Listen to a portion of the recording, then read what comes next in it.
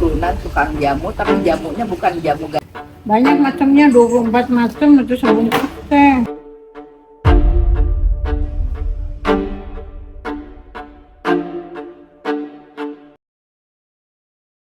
Indonesia, negeri yang dibentuk oleh 1340 suku bangsa dan dianugerahi kekayaan alam luar biasa. Dengan mega biodiversitas tertinggi kedua di dunia, lebih dari 7.500 tanaman obat tumbuh di tanahnya. Inilah warisan alam dan budaya yang menjadi dasar pengobatan tradisional kita sejak dahulu kala dan merupakan potensi besar yang terus dikembangkan dari ramuan tradisional hingga sediaan herbal modern.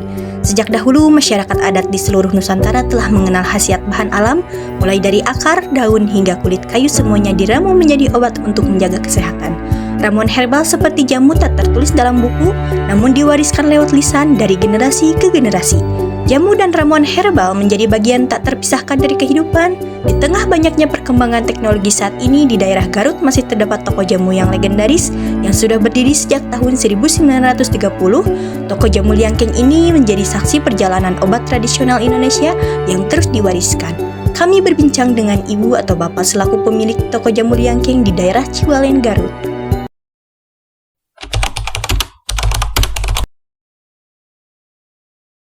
Mohon maaf Ibu, bolehkah saya tahu nama lengkap Ibu dan peran atau generasi keberapa Ibu dalam mengelola toko jamu di Liangkeng ini? Makasih. Perkenalkan, nama saya Susana. Saya ini penerus jamu Liangkeng, ini generasi keempat. Ya. Jadi dari nenek buyut saya dulu. Nenek buyut saya itu berasal dari Jawa Tengah, dari sebuah kota kecil di dekat Magelang yang namanya Munthilan. Mereka itu dulu turunan tukang jamu, tapi jamunya bukan jamu gaya Cina, tapi gaya Jawa, benar-benar. Jadi herbalnya, rempah-rempah dan daun-daun akar-akarannya dari Jawa Tengah, Jawa Timur, pokoknya Indonesia.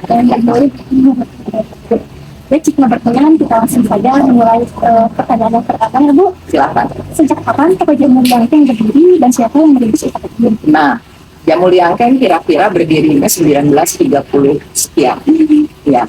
Yang merintisnya nenek buyut saya dulu, terutama yang itu pendatang dari Jawa Tengah, dari kota Munthilan tadi. Ya, gitu. Pertanyaan selanjutnya, apa filosofi atau nilai utama yang dipegang oleh toko jamu Liangkeng hingga saat ini? Kami bergerak di bidang herbal, ya. Jadi kami itu ya memang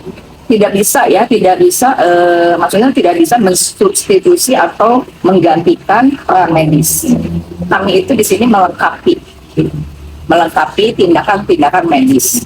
Misalnya orang yang terkena diabetes, ya, nah itu ke saya datang pengen sembuh dan pengen menghentikan obat medisnya atau menghentikan kontrol ke dokternya, itu saya larang. Karena prinsipnya adalah herbal jamu Liangkeng ini bukan berarti menyembuhkan segala macam penyakit, tapi sebagai penunjang, suplemen, begitu. Kalau misalnya ternyata sembuh, alhamdulillah. Tapi tetap obat medis itu perlu. Begitu. Pertanyaan selanjutnya, pada masa awal berdiri, produk jamu seperti apa saja yang ditawarkan kepada pelanggan? Waktu awal-awal ini didirikan, masih sangat terbatas item-itemnya itu. Jadi misalnya kemasan yang digodol, ada beberapa item yang berbentuk serbuk, tinggal diseduh. Tapi seiring perkembangan zaman dan berbagai penyakit yang terjadi di dunia ini, maka kami memodifikasi, mengimprove apa-apa yang dibutuhkan sesuai dengan kepentingan perkembangan zaman dan juga perkembangan penyakit yang macam-macam. Baik, pertanyaan selanjutnya, apakah bentuk dan cara penyajian jamu di toko jamu Liangkeng mengalami perubahan seiring waktu? Betul, tapi kami tetap mempertahankan tradisi seperti bungkus pakai kertas, lalu kertasnya di sablon, itu masih sampai sekarang. Ya, kayak jamu serbuk itu sasetan, nah itu benar-benar bukan plastik tapi dari kertas. Itu dari zaman dulu punya, kami pertahankan, namanya jamu waris, ya. Pertanyaan selanjutnya, Ibu, produk jamu atau herbal apa yang paling diminati oleh masyarakat dulu dan saat ini? Khususnya soal lambung, GERD, asam lambung, yang sangat-sangat populer. Dan juga diabetes, rematik, asam urat, termasuk kanker. Ya. Pertanyaan selanjutnya, bagaimana upaya yang dilakukan toko dalam menjaga keaslian resep jenis ini?